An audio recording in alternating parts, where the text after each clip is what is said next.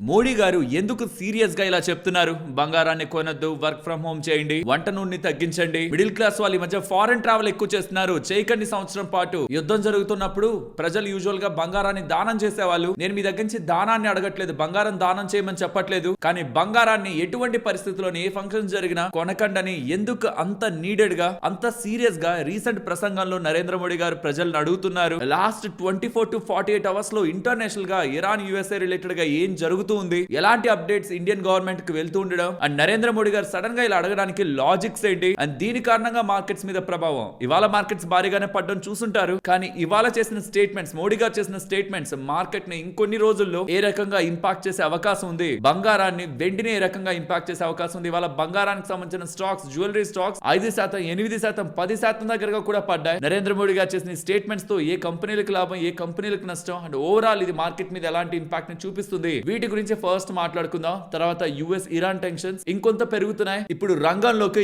UK, France దిగుతున్నాయి. వాళ్ళ యుద్ధ నౌకల్ని straight of హార్మస్ దగ్గరికి పంపిస్తారని చెప్పారు. దీంతో ఇరాన్ కూడా దానికి తిరిగి గట్టిగానే వార్నింగ్ ఇచ్చింది. అసలు జరుగుతున్న టెన్షన్స్ ఎందుకు, క్రూడ్ ఆయిల్ పెరిగింది, ఇది ఇండియన్ ఈక్విటీ మార్కెట్స్ రిలేటెడ్ గా, గ్లోబల్ మార్కెట్స్ రిలేటెడ్ గా ఎలాంటి ఇన్ఫ్లుయెన్స్ ని చూపిస్తుంది, అండ్ ఇంకా మార్కెట్ రిలేటెడ్ గా గ్లోబల్ గా ఉంటున్న ఇంపార్టెంట్ అప్డేట్స్ అండ్ రిలీజ్ అవబోతున్న డేటా, స్పెషల్ యూఎస్ కి సంబంధించిన సిపిఐ ఇన్ఫ్లేషన్ డేటా రిలీజ్ అవబోతుంది. గోల్డ్ రిలేటెడ్ గా అది చాలా ఇంపార్టెంట్. ఎక్స్పెక్టేషన్స్ ఏంటి, బంగారం ఎలా ఇంపాక్ట్ అయ్యే అవకాశం ఉంది, వీటి గురించి మాట్లాడుకుంటూ మార్కెట్ చాలా ఇంపార్టెంట్ లెవెల్ దగ్గరికి వచ్చింది. ఈ రీసెంట్ టైమ్స్ లో మీరు చూస్తే 24,350, 400 దగ్గరకు వరకు వెళ్ళడం, మళ్ళీ 23,800 వరకు రావడం గతంలో చూస్తూ వచ్చుంటారు కదా. ఇవాళ కింద లెవెల్ దగ్గరకు వచ్చింది. మొన్న పై లెవెల్ దగ్గర ఉంది, ఇప్పుడు కింద లెవెల్ దగ్గర ఉంది. కానీ ఈసారి సాక్షాత్తు ప్రైమ్ మినిస్టర్ నరేంద్ర మోడీ గారే మన ఇండియా యొక్క పరిస్థితి గురించి మాట్లాడిన మాటల్ని బట్టి చూస్తే ఎలాంటి ఒపీనియన్, మనం ఎలాంటి ఇంపాక్ట్ ఈ మార్కెట్ కు ఉంటుంది కమింగ్ డేస్ లో అన్నది ఉంటున్న డేటా పాయింట్స్ ని బట్టి మనం అర్థం చేసుకుంటూ లెవెల్స్ ని మాట్లాడుకునే ప్రయత్నం చేద్దాం, ఇంక్లూడింగ్ FIs ఒక selling activity with domestic means India and international updates ని కంబైన్ చేసుకుంటూ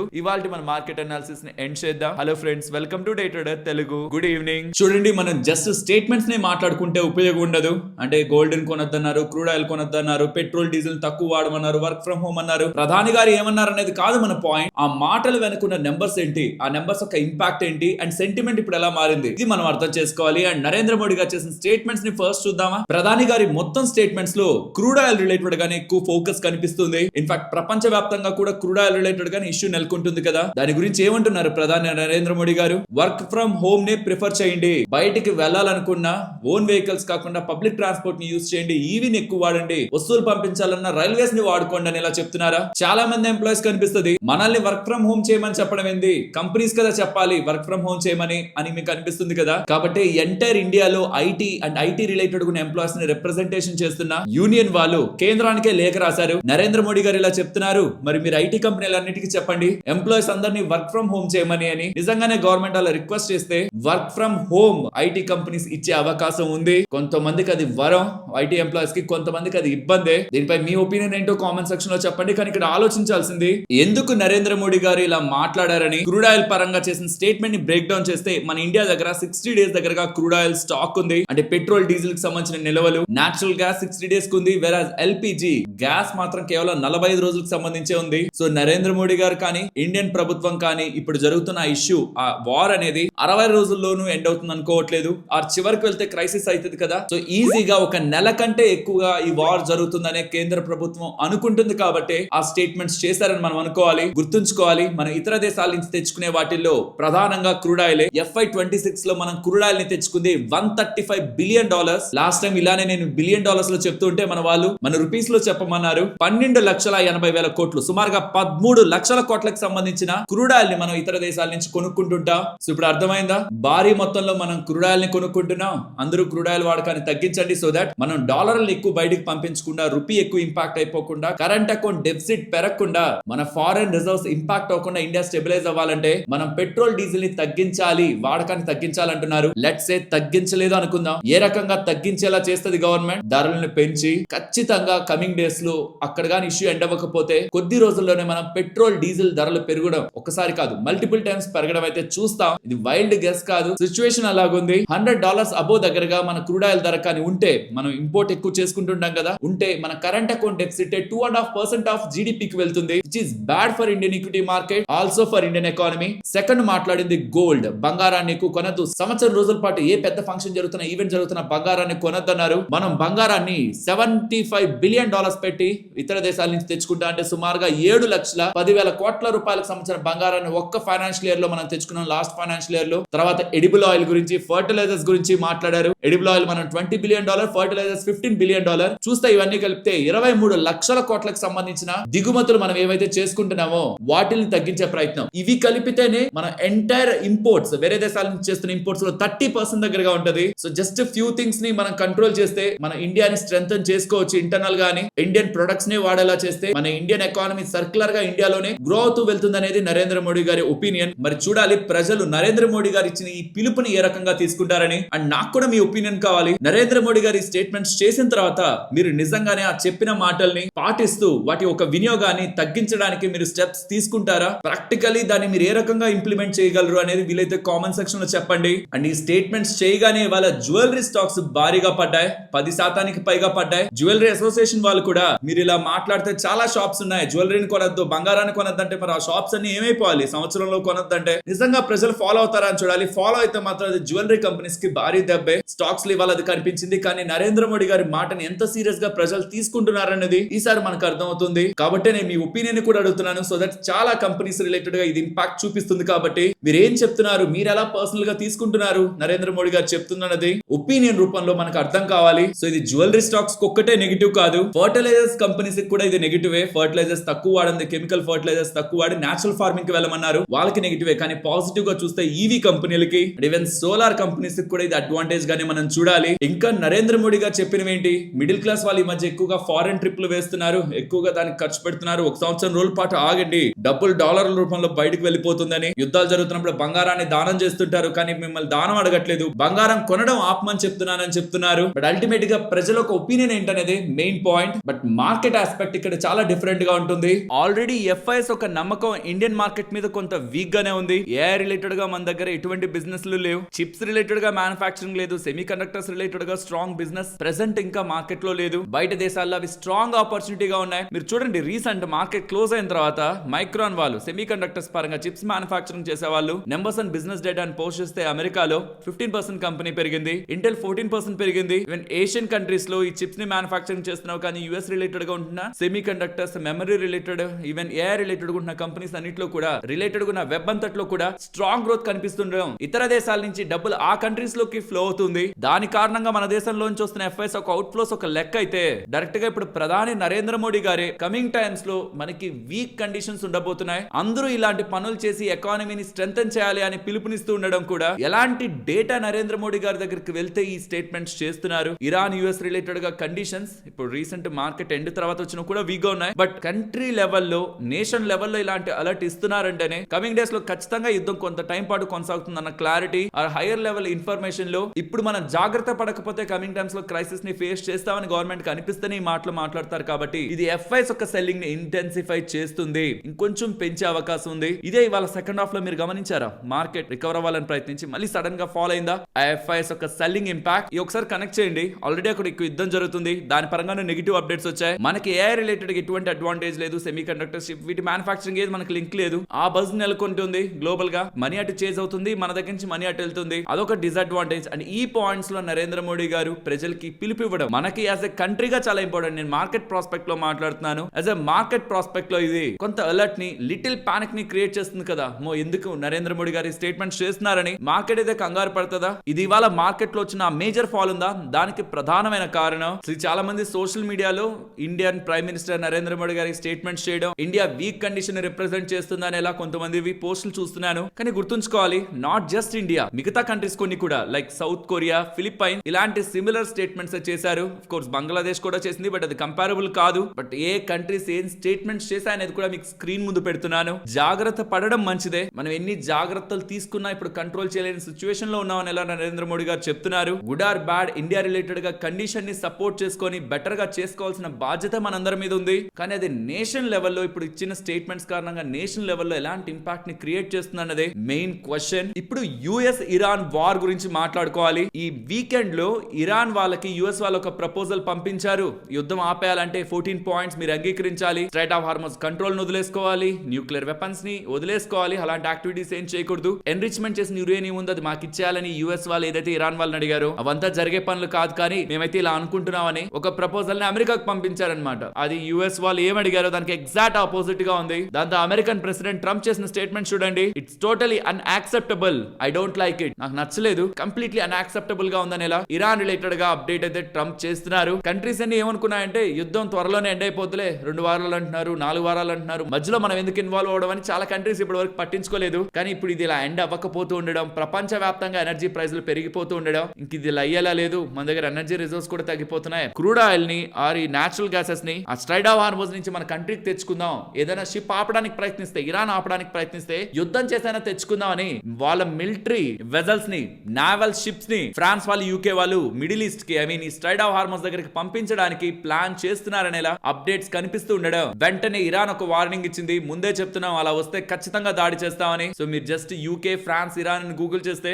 ఈ ఆర్టికల్స్ బోల్డ్ ఉంటాయి. సో ఇప్పటి వరకు యుఎస్ వర్సెస్ ఇరాన్ గా ఉంది. ఇప్పుడు ఇరాన్ వర్సెస్ యుఎస్ ప్లస్ కొన్ని కంట్రీస్ యాడ్ అవుతున్నాయి. అందులో యూకే, ఫ్రాన్స్ యాడ్ అవుతున్నట్టు, ఇజ్రాయెల్ ఎప్పటి నుంచో ఉంది. మిగిలిన కంట్రీస్ కూడా ఇలా స్లోగా యాడ్ అవుతూ వస్తే ఇరాన్ రిలేటెడ్ గా సూపర్ ప్రెషర్ బిల్డ్ అవుతుంది. అల్టిమేట్ గా గివ్ అప్ ఇవ్వాల్సి ఉంటది. చెప్తున్నాను కదా, ఇప్పటికే చాలా డిలే అయింది. ఇంకా ఒక 15-20 రోజులు కానీ ఆగితే కండిషన్స్ ఇంకా సీరియస్ అవుతాయి. అప్పుడు ఇంకా మిగతా కంట్రీస్ చేతులు కట్టుకొని కూర్చునే స్టేజ్ లో ఉండవు, ముందుకు రావాల్సినట్టు ఉంటది. ఆ ప్రెజర్స్ ని గమనించి ఇరానే వెనక్కి తగ్గుతుందా ఆర్ యుఎస్ అనే వెనక్కి తగ్గుతుందా, ఎవరో ఒకరైతే మొత్తానికి కమింగ్ డేస్ లో ఒక డీల్ సైడ్ అయితే మూవ్ అవుతారు. యుఎస్ ఇరాన్ లో ఎవరిని ఎన్ని కంట్రీస్ వచ్చి బెండ్ చేస్తాయన్నది నెక్స్ట్ 2 to 3 వీక్స్ లో మనం చూస్తాం. అండ్ ఈ క్రూడ్ ఆయిల్ రిలేటెడ్ గా క్రైసిస్ అండ్ ఈ బంగారం, వెండి ఇంతలా పెరగడానికి కారణం ఏంటి? రష్యా యుక్రెయిన్ కాన్ఫ్లిక్టే కదా. అక్కడతో జియో పాలిటిక్స్ అన్ని ఇంకొక స్టేజ్ కి వెళ్ళిపోయాయి. దాని రిలేటెడ్ గా పుతిన్ ఒక ఇంపార్టెంట్ అప్డేట్ చేశారు. మా యుద్ధం, రష్యా యుక్రెయిన్ మధ్యలో జరుగుతున్న యుద్ధం ఎండింగ్ వస్తున్నట్లుంది, ఎండ్ అయిపోబోతుందని ఇలా పాజిటివ్ అప్డేట్స్ ఉన్నాయి. ఇది క్రూడ్ ఆయిల్ రిలేటెడ్ గా మంచి విషయం. అంటే క్రూడ్ ఆయిల్ పడాలి,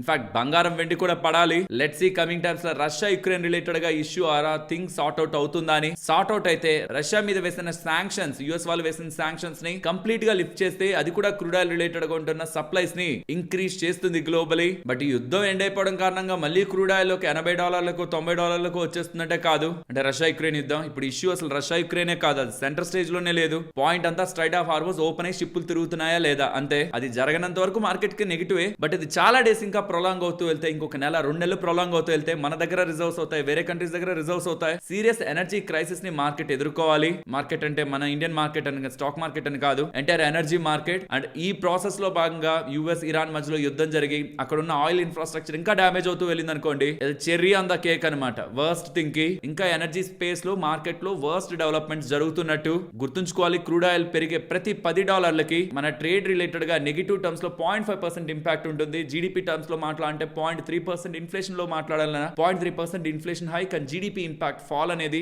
every $10 crude oil per barrel పెరుగుతుండే కొద్దీ 0.3% జీడీపీ ఇంపాక్ట్ కూడా ఉంటది. So at least next some time US and ఇతర కంట్రీస్ ఇరాన్ రిలేటెడ్ గా డిస్కషన్స్ గా ఆర్ ఆ స్ట్రైట్ ఆఫ్ హార్మోజ్ ని బై ఫోర్స్ అయినా ఓపెన్ చేయడానిక ఖచ్చితంగా ప్రయత్నిస్తాయి. చేతులు కట్టుకొని చూస్తూ ఉండే టైం అయితే అయిపోయింది. బట్ దాంట్లో మనం గెలవలేము, అన్నెసరిగా పోయి ఎందుకు మనం చేతులు కాల్చుకోవడం అనిపిస్తే తప్పించి యూకే, ఫ్రాన్స్ అయితే వెనక్కి తగ్గవు. అండ్ ఇలా క్రూడ్ ఆయిల్ ధరలు ఖచ్చితంగా పెరుగుతున్నాయి అండ్ ప్రజలకు వినియోగం తగ్గట్లేదు. అంటే ధరల పెంపు, క్రూడ్ ఆయిల్, డీజిల్, పెట్రోల్ ధరల పెంపు, గ్యాస్ రిలేటెడ్ గా ధరల పెంపు ప్రభుత్వం కమింగ్ టైమ్స్ లో అప్డేట్ కూడా చేస్తుంది. దానికి మనం మెంటల్ గా ప్రిపేర్డ్ గా ఉండాలి. అండ్ ఎంప్లాయీస్ కి, బిజినెస్ చేస్తున్న వాళ్ళని నేను ఒక్కటే అడగాలనుకుంటున్నాను, మీకు వీలైతే అన్నెసరీ ఖర్చుల కోసం ఏదైనా ఈఎంఐ లోనో లేకపోతే ఏదైనా లగ్జరీ అండ్ లావిష్ థింగ్ ఏదైనా కొనాలనుకుంటే, మీకు మంచిగా డబ్బులు మీ దగ్గర ఉందంటే ఏదైనా కొనుక్కోవచ్చు. కొంచెం ఫైనాన్షియల్ అది మీరు కొంచెం ప్రెషర్ పడేలా వెళ్తుంది అనుకుంటే ఆ డెసిషన్ ని కొంత హోల్డ్ చేయండి. కొంత టైంలో ధరలు పెరిగే అవకాశం, ఇన్ఫ్లేషన్ కారణంగా ధరలు పెరిగే అవకాశం, మార్కెట్ మీద ప్రభావం పడే అవకాశం కూడా ఉంటుంది. మీరు ఏదైతే డబ్బుల్ని ఇప్పుడు అన్నెసరీగా వెళ్ళి కొనుక్కోవడం, వాటికి ఖర్చు పెట్టడం కాకుండా అది మీతో ఉంటే పెరిగిన ధరలని మీరు హ్యాండిల్ చేయడానికి మీకు ఎక్స్పెన్సెస్ కి అది పనికొస్తుంది. అండ్ మెయింటైన్ చేస్తున్న క్యాష్ ఈవెన్ మార్కెట్ ఫాల్ అయినప్పుడు 2%, 3% కాదు, సిగ్నిఫికెంట్ గా ఫాల్ అయినప్పుడు పెట్టుకోవడానికి క్యాష్ లాగా కూడా మీకు పనికొస్తుంది. కొంత క్యాష్ ని హోల్డ్ చేసి ఉంచడం. క్రైసిస్ ఎప్పుడు ఎండ్ అవుతుందో మనకి తెలియనప్పుడు, బట్ అన్సర్టనిటీ అయితే ఉంది, ఇష్యూ పెద్దదయ్యే అవకాశం ఉందని ఒక క్లారిటీ మనకున్నప్పుడు కొంత క్యాష్ లో, లిక్విడ్ లో ఉండడం ఓ smart choice. Certain level of cash మీ దగ్గర ఉండాలి. క్లారిటీ లేకుండా పెద్ద పెద్ద లోన్స్ కి వెళ్ళొద్దు, అన్నెసరీ ఈఎంఐస్ లోకి ట్రాప్ అవ్వద్దు. మీకు ఖచ్చితంగా అవసరం ఉంది, క్లారిటీ ఉంది, ప్రాపర్ గా ఫైనాన్షియల్ ఫైనాన్షియల్ ప్లాన్ చేసుకున్నారంటే కానీ కమింగ్ టైమ్స్ లో పెరగబోయే ఖర్చులు, జరగబోయే ఇన్ఫ్లేషనరీ ప్రెషర్ ని మైండ్ లో పెట్టుకొని ఏం చేయాలన్న ప్లానింగ్ చేసుకోండి. ఎమర్జెన్సీ ఫండ్ మినిమం 6 నుంచి 12 నెలలకు సంబంధించిన ఖర్చుల్ని ఖచ్చితంగా బ్యాంక్ లో ఉంచడానికి ప్రయత్నించండి. ఆ short duration mutual funds, debt mutual funds లో అయినా. అండ్ ఇవాళ ఎఫ్ఐస్ ఒక సెల్లింగ్ ఇక్కడ మీరు గమనించొచ్చు. కేవలం ఎన్ఎస్సి లోనే 7,679 కోట్లకు సెల్ చేశారు. ఇంకా బిఎస్సి, మిగతా ఎక్స్చేంజెస్ అన్ని చిన్న చిన్న వాటికి కలుపుకుంటే ఎంత వస్తుంది అనేది మనకు ఫైనల్ తెలియాలి. అది ఇంకా అప్డేట్ అవ్వలేదు. ఆ నెంబర్ కొంత మారచ్చు, బట్ ఫైనల్లీ 7,000 కోట్ల అబౌవ్ దగ్గరగానే ఎఫ్ఐఎస్ ఒక సెల్లింగ్ ఉంది. ఈవెన్ డిఐఎస్ మ్యూచువల్ ఫండ్స్ 5,000 కోట్లకి 5,500 కోట్లకు కొన్న ఎఫ్ఐఎస్ సెల్లింగ్ భారీగా ఉంటుండడం సెకండ్ హాఫ్ లో మార్కెట్ లో స్టార్టింగ్ లో చెప్పాను ఎఫ్ఐఎస్ ఒక సెల్లింగ్ ఉంటుంది ఇవ్వాలని. ఇదే ఇంపాక్ట్ ఇవాళ మార్కెట్ ఫాల్ కి. అండ్ మార్కెట్ ఒక లెవెల్ ని బాగా అర్థం చేసుకోవాలి. 23,800 ఏప్రిల్ 30వ తేదీ వచ్చింది కూడా సిమిలర్ లెవెలే. 23,797 దగ్గరకు వచ్చినట్టుంది. అప్పుడు ఇప్పుడు 99 దగ్గరకు వచ్చినట్టుంది. సుమారుగా అదే లెవెల్ కి వచ్చి మళ్ళీ పెరిగాయి అనమాట. సపోర్ట్ అయితే అదే, కానీ ఇప్పుడు ఈ లెవెల్ ని కూడా బ్రేక్ చేసి కిందకి వెళ్ళిపోతుంటే మాత్రం కొంత మార్కెట్ రిలేటెడ్ గా ప్రెషర్ మనం ఎక్కువ చూస్తాం. రీసెంట్ టైమ్స్ లో అదే చెప్తూ వస్తున్నాను. ఫాల్ కి మనం మెంటల్ గానే ప్రిపేర్డ్ గా ఉండాలి, ఎందుకంటే కండిషన్స్ అలానే ఉన్నాయి. But at the same time ఈ ఎంటైర్ వర్స్ట్ సినారియో అంతా ఒక్క చిటికలో మారిపోవడానికి కూడా అవకాశం ఉంది. మనకి తెలియదు ఎప్పుడు ఏ అప్డేట్ అక్కడి నుంచి పాజిటివ్ గా వస్తుందని కూడా. ఈ రీసెంట్ టైమ్స్ లో మీరు చూస్తే నెగిటివ్స్ అలానే ఉన్నాయి, పాజిటివ్ అప్డేట్స్ అలానే ఉన్నాయి. పడ్డాలు పెరగడాలు వాటన్నిటిలో కూడా మనం మార్కెట్ ని టైమింగ్ చేసే ఛాన్స్ కూడా మార్కెట్ ఇవ్వట్లేదు. కాబట్టి స్మార్ట్ గా ఇక్కడ ఏదో మనం లోపలికి వెళ్ళి బయటకు వద్దాం అలానే కాకుండా కొంత డబ్బులు ఉంచుకుంటాం, పడితే మార్కెట్ లో కొనడానికి. లేదు అసలు ఆ డబ్బులే లేదు మన దగ్గర అనుకోండి, జస్ట్ మనం అలా కొన్నవి కొంత టైం పార్టీ మొత్తం వర్స్ట్ సిచ్యువేషన్ అయిపోయేంత వరకు వెయిట్ చేస్తే మళ్ళీ మన పెట్టుబడులు పెరుగుతాయి. కానీ ఈ లోపు పడ్డప్పుడు చూసి పానిక్ అయి సఫర్ అయినా హెల్త్ పోయింది, ఎగ్జిట్ అయిన తర్వాత మళ్ళీ మార్కెట్ పెరిగినప్పుడు బ్యాడ్ గా ఫీల్ అవుతాం. వీటన్నిటిని మైండ్ లో ప్రాపర్ గా సైకలాజికల్ గా మనం ప్రిపేర్డ్ గా ఉంచుకోవాలి. యూఎస్ కి సంబంధించిన సిపిఐ ఇన్ఫ్లేషన్ డేటా ట్యూస్డే రాబోతుంది. 0.6% ఏప్రిల్ నెలకు సంబంధించిన సిపిఐ ఇన్ఫ్లేషన్ డేటా పెరుగుతుందని మార్కెట్ అనుకుంటుంది. దానికి ముందు మార్చ్ నెలలో 0.9% పెరిగిందనమాట. ఇదే ఫస్ట్ టైం ఫుల్ ఇంపాక్ట్ ఈ ఇరాన్ క్రైసిస్ రిలేటెడ్ గా యూఎస్ మీద ఉండడం. April month full crisis impact అక్కడ రిఫ్లెక్ట్ అవుతుంది. ఇన్ఫ్లేషన్ ఎంత పెరుగుతుంది అనేది, అది భారీగా పెరిగింది అనుకోండి. ఇన్ఫ్లేషన్ రేట్ కట్లు ఉండవని మార్కెట్ అనుకుంటుంది కాబట్టి అది బంగారానికి మంచిది కాదు. అనుకున్న దానికంటే తక్కువే పెరిగితే ఇన్ఫ్లేషన్, రేట్ కట్లు ఉంటాయని మార్కెట్ అనుకుంటుంది కాబట్టి అది బంగారానికి మంచిది. ట్యూస్డే వస్తుంది, Tuesday evening. And next important, Trump and president Xi, China president Xi meeting 14th and 15th May ఉండబోతుంది. వాళ్ళ డిస్కషన్స్ చాలా ఇంట్రెస్టింగ్ ఉంటాయి కదా, చైనా యూఎస్ మధ్యలో డిస్కషన్స్. ఏదైనా ఇంపార్టెంట్ అనౌన్స్మెంట్స్ వస్తాయని చూడాలి. 14th and 15th మే అదే పాయింట్ లో యూఎస్ కి సంబంధించిన రిప్రజెంటేటివ్స్ కూడా ఇండియాని విజిట్ చేస్తారు. ఇవి నెక్స్ట్ కమింగ్ డేస్ లో మార్కెట్ రిలేటెడ్ గా ఫోకస్ గా ఉంటాయి. ప్యారలల్ గా యూఎస్ అండ్ ఇరాన్ రిలేటెడ్ గా ఉంటున్న అప్డేట్స్ కూడా, మార్కెట్ రిలేటెడ్ గా కీ ట్రిగ్గర్స్. ఫ్రెండ్స్, ఇలా మార్కెట్ రిలేటెడ్ గా ఉంటున్న టోటల్ ఇన్ఫర్మేషన్ ని సింప్లిఫై చేస్తూ వీడియో మీ ముందుకు తీసుకురావడానికి నేను ఎఫర్ట్స్ పెట్టామని మీరు అనుకుంటే మన వీడియోని ఒక లైక్ చేస్తూ పెడుతున్న ఎఫర్ట్స్ ని ఎంకరేజ్ చేయండి. నెక్స్ట్ ఇవాళ Kim stock, Krishna institute of medical sciences strong గా 8% దగ్గరగా పెరిగిందా? కారణం వీళ్ళు ఏపీ సిఆర్డిఏ వాళ్ళ దగ్గర నుంచి, Andhra Pradesh capital region development authority వాళ్ళ దగ్గర నుంచి 60 సంవత్సరాల లీజ్ కి ల్యాండ్ అయితే తీసుకున్నారు. 2 ఎకరాల ల్యాండ్, అందులో 500 పడకల హాస్పిటల్ ని కన్స్ట్రక్ట్ చేయబోతున్నారని అమరావతిలో. దీంతో advanced departments like cardiology, oncology, neuro sciences and critical care including organ transplantation related గా కూడా ఆ మల్టీ స్పెషాలిటీ హాస్పిటల్ అమరావతిలో ఎస్టాబ్లిష్ అయ్యేది. బిజినెస్ లోకి వస్తుందనేలా అప్డేట్స్ చేస్తూ ఉండడం. కొత్త హాస్పిటల్ రిలేటెడ్ గా అప్డేట్ వచ్చేసరికి స్టాక్ ఇవాళ స్ట్రాంగ్ గా పెరిగింది. నెక్స్ట్ ఇవాళ EV stocks like Ather energy కానీ, జేబీఎం ఆటో కానీ, ఇతర ఈవీ స్టాక్స్ నేను మార్కెట్ అనాలిసిస్ లో చెప్పినట్టు ఇంక్లూడింగ్ ఓలా ఎలక్ట్రిక్, ఇవన్నీ కూడా ఒక పాయింట్ లో మార్కెట్ లో ఇవాళ బాగా పెరిగాయి. బికాస్ ఈవీని వాడండి, పెట్రోల్ డీజిల్ వినియోగాన్ని తగ్గించండి, ఇవి మాట్లాడుతూ ఉండడం. దాంతో పాటు ఏథర్ ఎనర్జీ రిలేటెడ్ గా ఇంకొక అప్డేట్ ఉంది. వీళ్ళకి సంబంధించిన రిడ్జా స్కూటర్ ఉంది కదా, అది 3 లక్షల సేల్స్ మార్క్ ని విత్ ఇన్ 2 years లో క్రాస్ చేసిందని. వాళ్ళ FY26 సేల్స్ లో ఈ ఒక్క స్కూటరే, ఫ్యామిలీ ఫోకస్డ్ ఎలక్ట్రిక్ స్కూటరే 76% దగ్గరగా సేల్స్ ని డ్రైవ్ చేస్తూ ఉందని పాజిటివ్ అప్డేట్స్ ని కూడా చేశారు. దీంతోనే స్టాక్ ఇవాళ 5% దగ్గరగా పెరిగింది.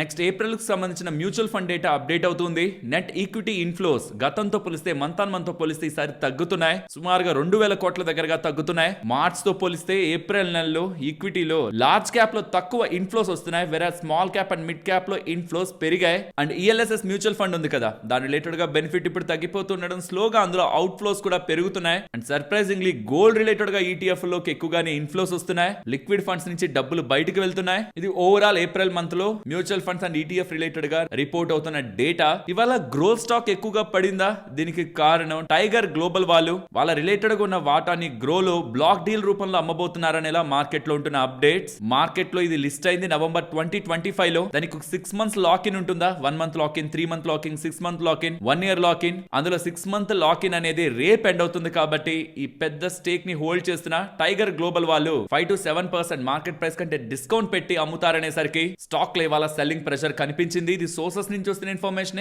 క్లారిటీ మనకి రేపు అర్థం అవుతుంది వాళ్ళు బ్లాక్ డీల్ లో సెల్ చేస్తున్నారా లేదా అని. ఇప్పుడు నేను మీద షేర్ చేసిన డేటా మీకు వాల్యుబుల్ గానే అనిపించిందా? అనిపిస్తే మన వీడియోని తప్పకుండా లైక్ చేయండి. నెక్స్ట్ సైంట్ వాళ్ళు గాలియం నైట్రేట్ పవర్ డివైజెస్ ని ఇండియన్ మార్కెట్స్ కోసం లాంచ్ చేస్తున్నారు. ఇది సెమీ కండక్టర్ డివైజెస్ నావిటాస్ వాళ్ళతో పార్ట్నర్ అయ్యి సెమీ కండక్టర్ వాళ్ళతో పార్ట్నర్ అయ్యి వీటిని లాంచ్ చేస్తున్నారు. ఇవి high efficiency power chips, EV charging, AI data centers, mobile and laptop, fast chargers, telecom infrastructure and industrial power systems related గా next generation semiconductor material అయిన gallium nitrate తో, usual గా chips అనగానే silicon కదా గుర్తొస్తుంది, but ఇప్పుడు gallium nitrate next generation chips తో faster, smaller and more efficient, less heat production ఉంటున్న ఈ చిప్స్ మార్కెట్ లోకి లాంచ్ చేయబోతున్నట్టు సైంట్ అండర్ లో ఉండే సైంట్ సెమీ కండక్టర్స్ వాళ్ళు అప్డేట్ చేశారు. ఈ మార్కెట్ ఫాల్ లో FIS అంత ఈజీగా రారని అండ్ పడుతున్నప్పుడు ఫైనాన్షియల్స్, డిఫెన్స్ అండ్ కన్సంప్షన్స్ మంచిగా కమింగ్ టైమ్స్ లో పెరిగే అవకాశం ఉందని స్విస్ మల్టీనేషనల్ ఇన్వెస్ట్మెంట్ బ్యాంక్ అనే UBS వాళ్ళు స్టేట్మెంట్ చేశారు.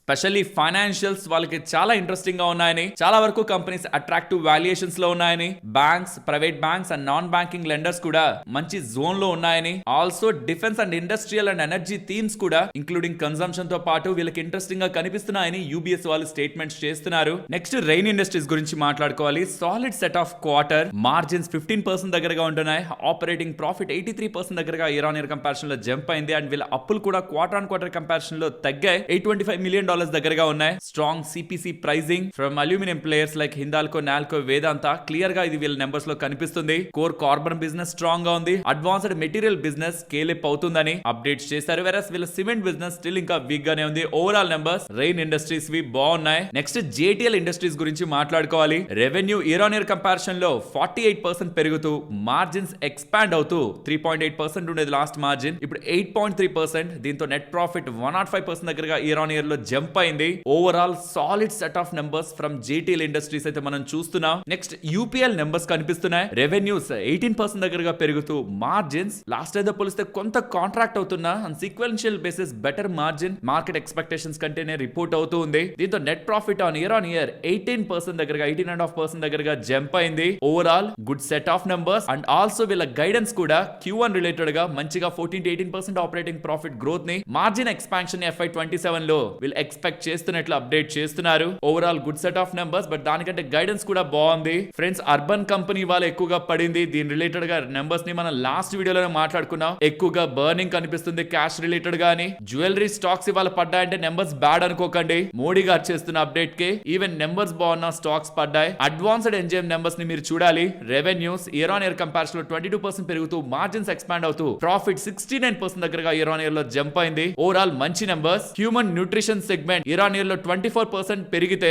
ఇదే వాళ్ళ రెవెన్యూస్ లో 63% కాంట్రిబ్యూట్ చేసేది. అందులో 24% జంప్ కనిపించింది. వెరాజ్ వీళ్ళ రెవెన్యూస్ లో 12% కాంట్రిబ్యూట్ చేసే యానిమల్ న్యూట్రిషన్ 19% గ్రో అయింది. ఇండస్ట్రియల్ బయో ప్రాసెసింగ్ 17% గ్రో అయింది. ఓవరాల్ నెంబర్స్ ఒక డేటా అడ్వాన్స్డ్ ఎంజైమ్స్ ది బాగుంది. సరే మరి నేను ఉండనా, మరొక ఇంట్రెస్టింగ్ వీడియోతో మళ్ళీ మీ ముందుకు వస్తాను. అంతవరకు టేక్ కేర్. జై హింద్.